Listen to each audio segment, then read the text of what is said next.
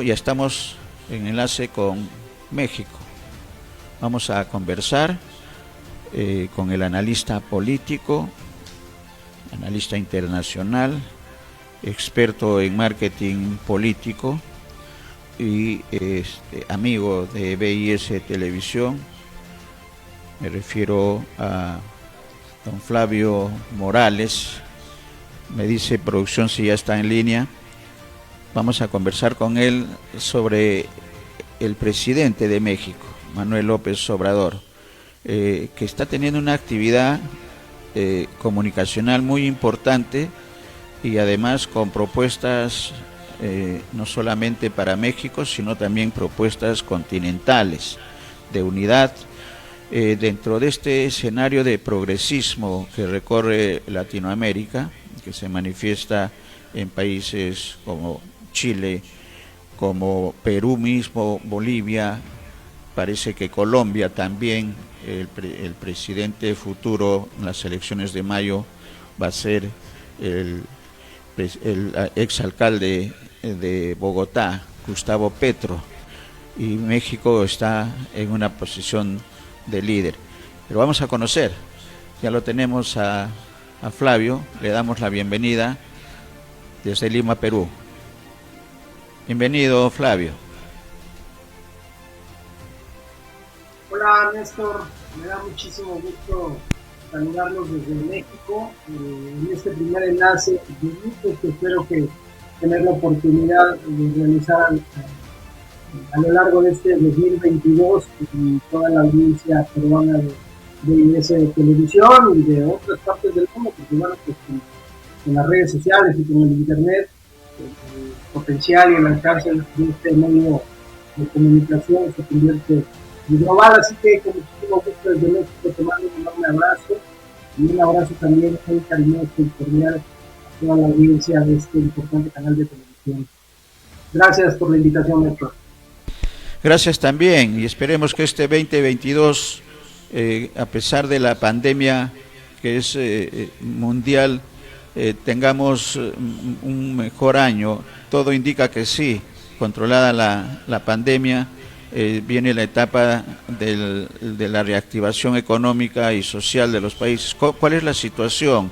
¿Con qué expectativas México ha iniciado el año, Flavio? Bueno, pues en términos de la pandemia estamos en este momento enfrentando la parte más crítica y agresiva de la nueva cepa que está dominando en este momento el escenario del COVID-19, que es la denominada como Omicron, y en este momento México está atravesando una situación de elevados contagios. El día de ayer tan solo llegamos a la marca de prácticamente 60,000 contagios en 24 horas, en un solo día. Pero la buena noticia es que todo parece indicar, y las estadísticas así lo avalan, que esta cepa de coronavirus, del Omicron, no es tan agresiva como la anterior. Entonces, hay una gran cantidad de contagios, pero no se ha elevado el número de hospitalizaciones y también el número de defunciones se mantiene estable, no corresponde con la cantidad de contagios que se están presentando en este momento. Hay analistas que anticipan que en las próximas semanas más o menos 68 millones de mexicanos estarán contagiados con el virus, pero te decía, la ventaja es que esta cepa parece no ser tan agresiva y no ha colapsado el sistema de salud nacional. Ese es el contexto en el que arrancamos el año en materia de lo que creo que a todo el mundo le ocupa en este momento, que es seguir gestionando la crisis que ha dejado esta pandemia a lo largo de todo el mundo. Correcto. La situación en nuestro país, Flavio, también estamos en la etapa más agresiva del contagio.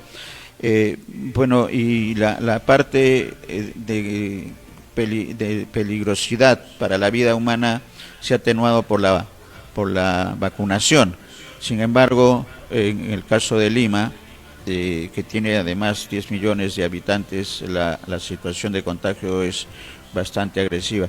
Pero esperemos que también se supere, se van a iniciar ya la vacunación a menores de edad, de 11 años para abajo, y están en ese trabajo. ¿Cómo está desarrollando el gobierno el tema no solamente de la pandemia, la reactivación? Porque el presidente Manuel López Obrador, Andrés Manuel López Obrador, está teniendo una actividad no solamente a nivel interno en México, Flavio, sino también a nivel continental, con propuestas que resultan sumamente atractivas e interesantes de analizar. ¿Cuál es la apreciación? Creo que en este momento, en el contexto internacional en el que se está desarrollando el primer gobierno emanado de la izquierda en México, que es el gobierno que cabeza el presidente Andrés Manuel López Obrador, bueno, pues he encontrado un contexto internacional en donde también mayoritariamente están soplando vientos de izquierda, vientos del sur, y eso ha generado que existan muchas coincidencias en cuanto a la visión económica y de desarrollo que el presidente López Obrador tiene para México y que ha compartido con otras naciones que en este momento también están detentando gobiernos emanados de una filosofía y de un pensamiento de izquierda. Y además, bueno, mucho se ha hablado del paralelismo que hay entre algunas políticas públicas y algún mecanismo de gobierno que se refleja también en lo que sería la postura diplomática de México en el resto de los países del mundo, del orbe, y que tiene que ver con el tipo de gobierno que ejerce este país en los 70 se ha comparado mucho la filosofía del gobierno del presidente López Obrador con lo que en algún momento hizo el expresidente Luis Echeverría Álvarez en la década de los 70, el presidente emanado del PRI, pero era un presidente que se decía a sí mismo con vocación de izquierda.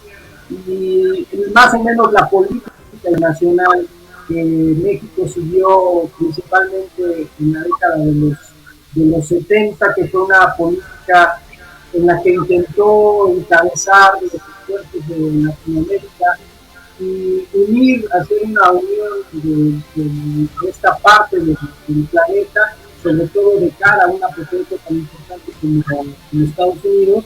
Creo que es más o menos a lo que se está en este momento apelando el presidente López Obrador, que se ha convertido en una voz en la región que pretende aglutinar a los países de esta parte del continente para hacer un frente común en unidad frente a lo que representa el poderío económico y político de la nación más importante del planeta en materia de influencia, que es Estados Unidos. Entonces, el presidente se ha pegado a eso y ha tratado de mantener iniciativas que reafirmen el liderazgo de México y en particular su liderazgo dentro de los países de esta región del mundo.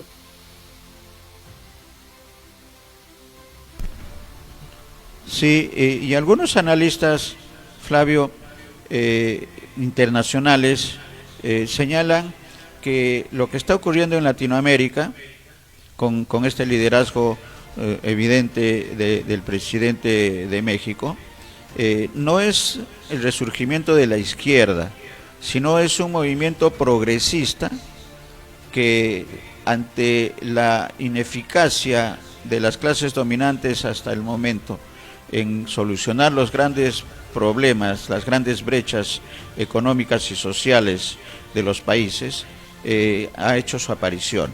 ¿Tú compartes esa opinión que es un progresismo y no es una izquierda? Que en el caso del Perú la izquierda pues se ha quedado en el siglo pasado y no está renovando, hay más un liderazgo, si se puede llamar así, individual, personalista, pero no hay un movimiento como hubo en su momento en los 70 del siglo pasado. ¿Cuál es el comentario tuyo? ¿Es un progresismo, es una nueva corriente, es un pragmatismo social y político de renovación, de cambios, que es lo que se está sintiendo en los países de Latinoamérica, Flavio?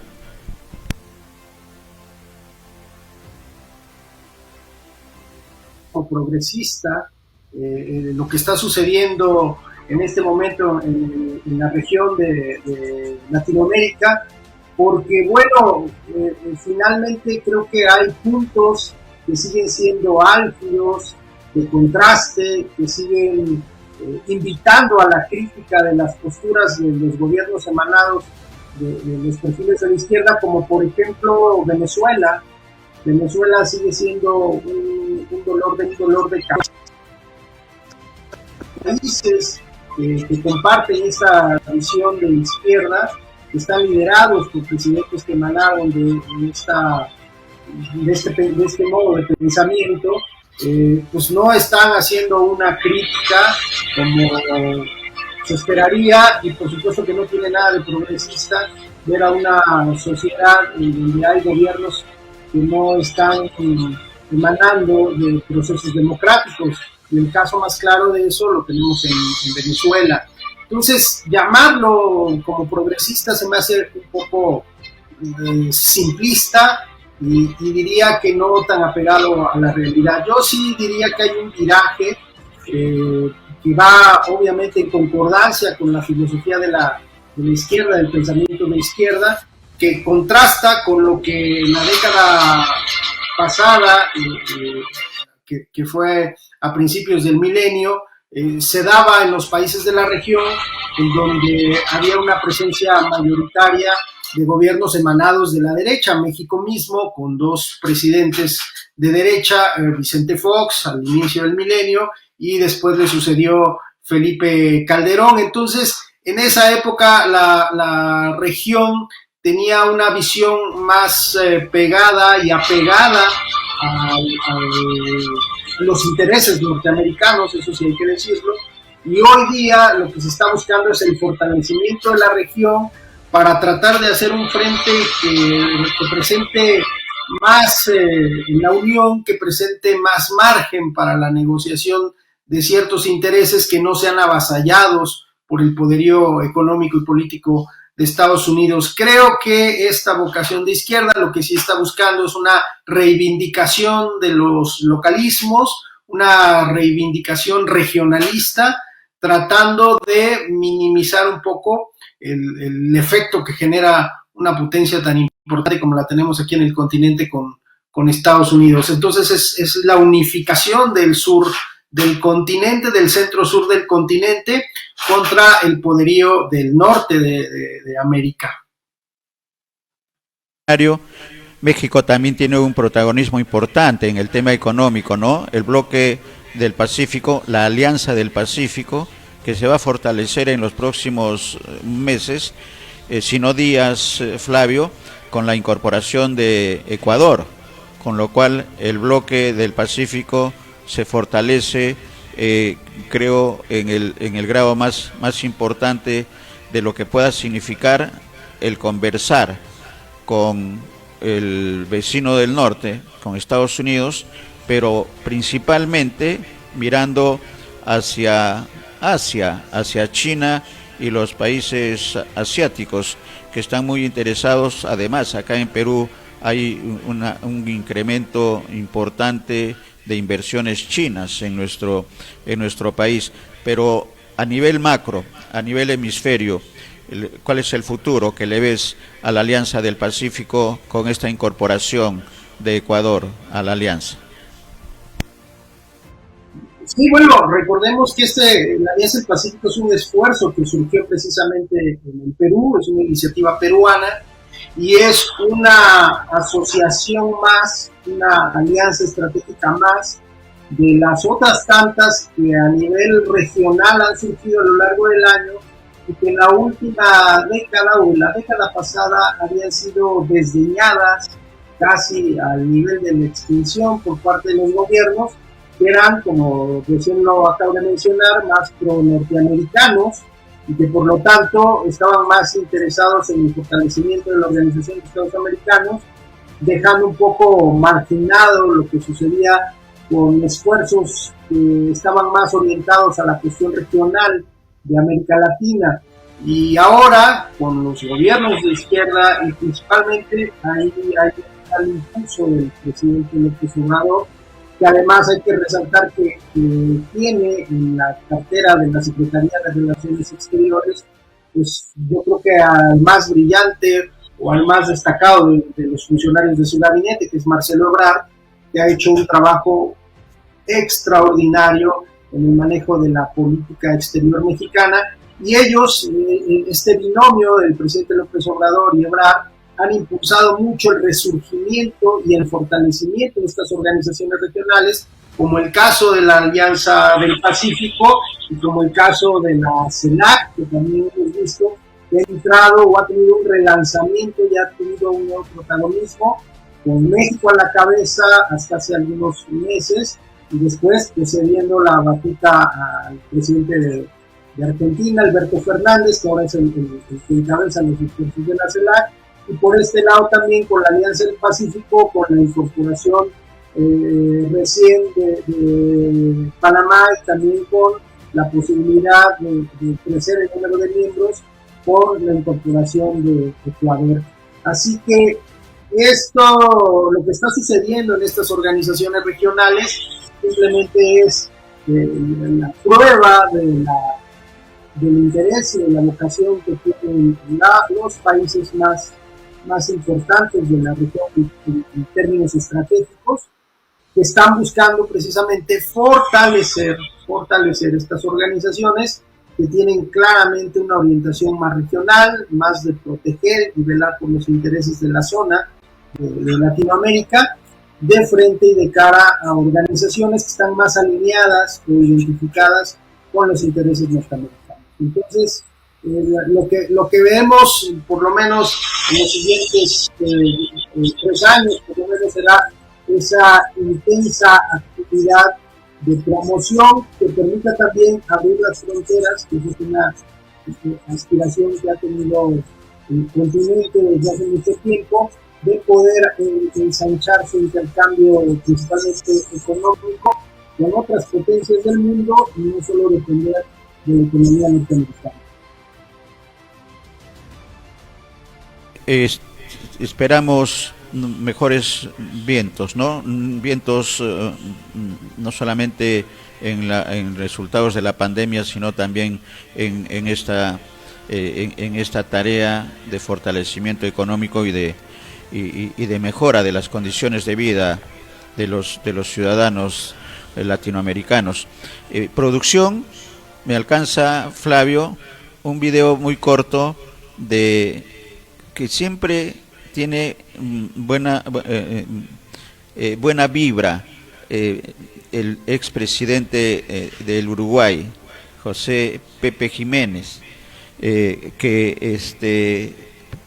Mujica,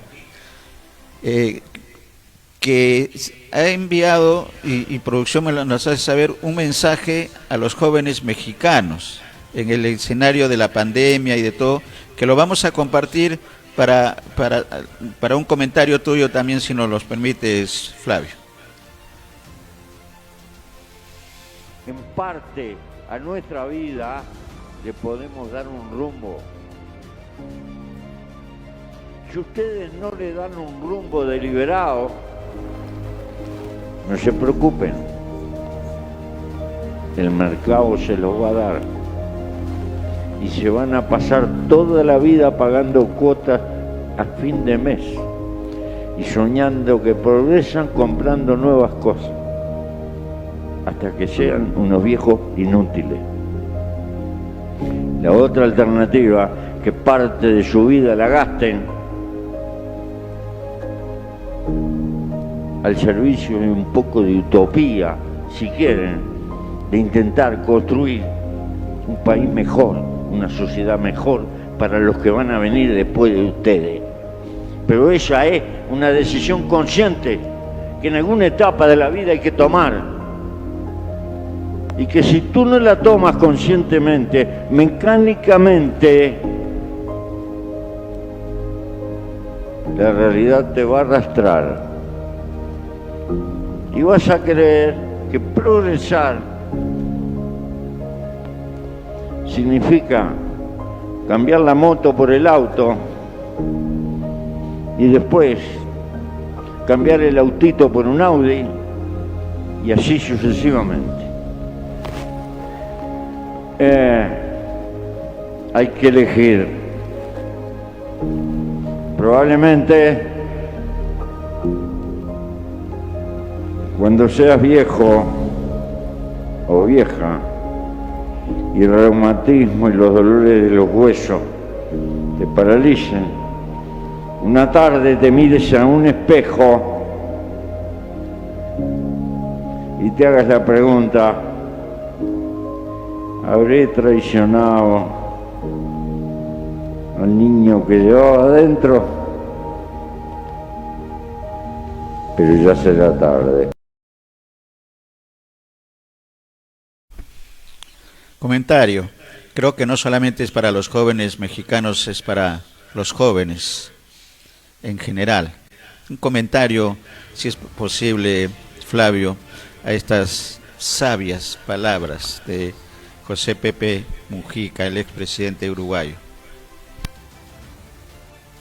Pero bueno, mira, qué paradójico el mensaje del presidente Mujica, porque desconozco de qué año habrá presentado supongo que habrá sido una conferencia magistral, pero el que lo da pues, es en la Universidad Iberoamericana. La Universidad Iberoamericana es una de las universidades más caras en términos de aranceles que hay en el país, entonces tampoco es menor a qué jóvenes les dio el mensaje en ese momento. Siempre es muy entrañable ver los mensajes de Mujica, porque es un presidente congruente, es un político que, a pesar de haber ocupado el máximo cargo políticamente de importancia en su país, nunca se alejó de una vida austera, simple y sencilla. Entonces, cuando hay congruencia en las palabras, los mensajes entran bien.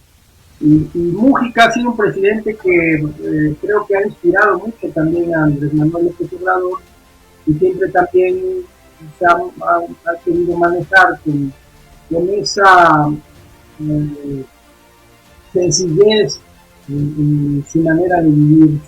No sé si alcance el nivel de Mujica en cuanto a la congruencia entre su manera de vivir y su manera de actuar y de hablar, pero definitivamente es un presidente López Obrador, ante ejemplos como el de Mujica en Uruguay, históricamente como el de Juárez, que siempre ha sido considerado un presidente privado y austero en la historia de la política mexicana, que es algo que al presidente le dice López Obrador.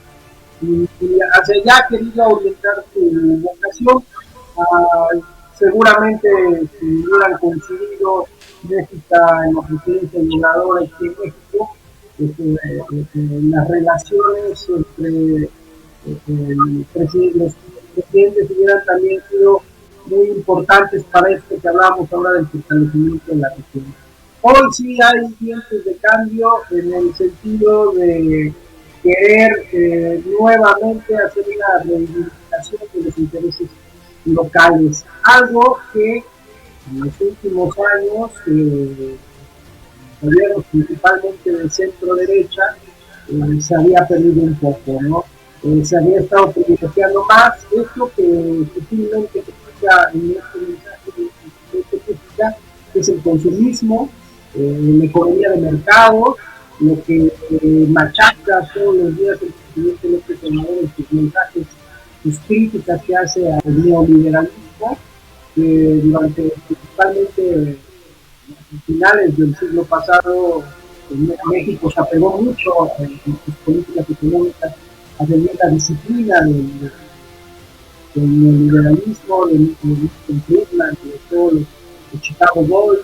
Y bueno, ya ahora con el gobierno de izquierda lo que se está buscando es una alternativa a la política económica y a la política social que durante muchos años han tenido los países.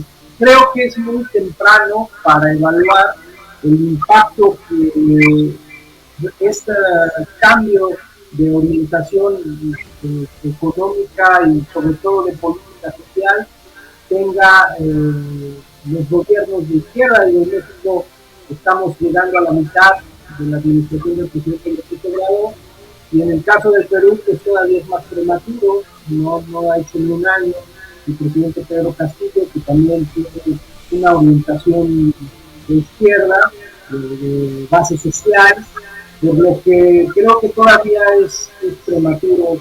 El presidente López Obrador, a pesar de que ha enfrentado muchas campañas en medios de comunicación y por supuesto con la oposición, de férrea crítica al desempeño, algunas justificadas, otras a pesar de eso, es muy sintomático el hecho de que mes a mes, de acuerdo a los reportes que están encuestadoras en el país, la figura del presidente López Obrador se fortalece, su índice de popularidad o de aceptación de su gobierno siempre está rondando por arriba del 50%, cifra increíblemente sostenida a lo largo de este gobierno. En algunos picos ha rondado el 70%, algo soñado por cualquier gobernante, y en los picos más bajos ha estado por debajo del 70%. Pero digamos que en promedio el presidente ha dado alrededor del 70% de aceptación, lo cual quiere decir que más allá de que su gobierno tenga políticas acertadas o no, es un extraordinario comunicador y sabe conectar muy bien con la mayoría de los mexicanos, que son la gente que está de la rango de la clase media y media baja hacia abajo, y esa gente sigue todavía creyendo en el presidente López Obrador, en su gobierno, sigue todavía avalando su desempeño. Aquí en México estamos en la antesala de la celebración de algo inédito de la historia política nacional, que es una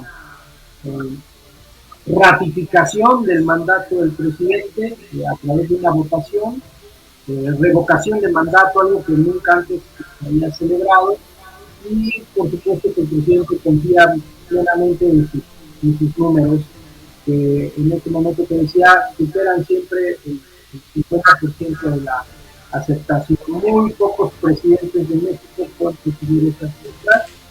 Y bueno, te decía, creo que es prematuro, que es un cambio, sobre todo en la orientación de la política social mexicana, que se hace con respecto a lo que hemos venido practicando en las últimas décadas, y creo que todavía es temprano para evaluar. Sí, obviamente la apuesta ha sido muy larga y muy grande, porque se habla, el presidente de manera muy arriesgada de una cuarta transformación en México.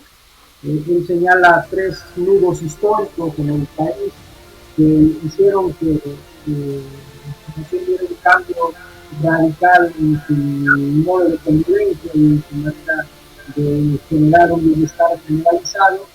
Pero creo que hablar de una cuarta transformación en un lapso de 6 años es una apuesta muy grande. Y por el momento, además, el gran infortunio de atravesar buena parte del gobierno, más de la mitad del gobierno, y sortearlo en el contexto de una crisis mundial sanitaria generada por el COVID, que obviamente viene de la mano de una crisis económica mundial y creo que tanto el tema de la salud en sus atributos, pero también México, como la mayoría de los países del continente, ha podido sortearlo de manera aceptable. Y la crisis económica también no se ha desbordado, ha habido un incremento de algunos productos y de algunos insumos, pero eso no ha generado hasta este momento, por fortuna, ningún tipo de espiral que pueda ingresarnos a una crisis económica. De acuerdo, vamos a esperar porque estamos en los primeros días del año, pero creo el primer semestre va a ser clave en los dos escenarios que estás señalando, ¿no? El escenario de pandemia sanitaria y el escenario del desarrollo económico, en la que hay una estela que cubre los últimos años, que es el tema de la corrupción en los países. Y nosotros en Latinoamérica no estamos exentos. El tema de los Pandora Papers es un reflejo de ello para la clase política. Pero se vienen tiempos mejores, ¿no? Y creo que coincidimos optimistamente que las cosas tienen que cambiar. Y las personas y los decisores también están en ese proceso, pero la población organizada creo que tiene una gran responsabilidad en que estos cambios se den lo más rápido posible. Primer semestre del año va a haber elecciones en Colombia, también hay la culminación de del trabajo de la Comisión Constitucional en Chile, la Asamblea Constituyente, de manera que al semestre del año creo que podemos volver a conversar. Eso no significa que lo hagamos en los próximos días con otros temas, pero en este tema macro creo que el primer semestre va a ser clave, Flavio, ¿no? Sí, definitivamente, y creo sobre todo que la parte, hay que estar muy atentos de la parte del desarrollo económico, aunque muchos expertos internacionales advierten que todavía estamos lejos del fin de la pandemia. Creo que ya hemos aprendido a gestionarla y ya pasa el manejo de los efectos que genera el virus a un plano un poco más secundario con respecto a las medidas económicas que deben adoptarse. Finalmente, aún con todo y los esfuerzos globales, pues estos años prácticamente perdidos en materia económica y difícilmente se pueda prolongar esta situación y haya economía que lo resista. Así que tenemos que estar muy atentos de los esfuerzos a nivel global y en los respectivos países, a nivel local, ya los gobiernos, para empezar a contrarrestar los efectos que ha dejado la pandemia en el desarrollo económico de las naciones. Creo que en ese contexto también, por eso hay también mayor activismo por parte de los esfuerzos comunes que hay en otros países a través de organizaciones como la Alianza del Pacífico. Así que vamos a estar atentos a lo que viene y con una dosis de optimismo, no queda de otra, estimado Néstor. Tenemos que plantarle buena cara al mal tiempo y atentos a que las administraciones y lo que corresponda a la sociedad en su conjunto se realice para que empecemos ya a ver un poco la luz al final del túnel de una pandemia que nos ha sumido en tinieblas durante ya 2 años. Totalmente de acuerdo. Hay que ponerle la mejor cara al mal tiempo. Ese es un refrán latinoamericano y que refleja, creo, estos tiempos. Muchas gracias, Flavio, por esta primera conversación del año desde México con este panorama latinoamericano que, como bien dices, superada la pandemia ya hemos aprendido a controlarla, creo, y depende ya individualmente de cada uno de los ciudadanos para que se evite los contagios, que es uno de los grandes temores. Gracias, Flavio. Un abrazo desde Lima. Un abrazo, hermano. Un abrazo desde México hasta el Perú con muchísimo cariño y por acá nos seguimos viendo y escuchando. Gracias por la invitación, Héctor. Gracias también.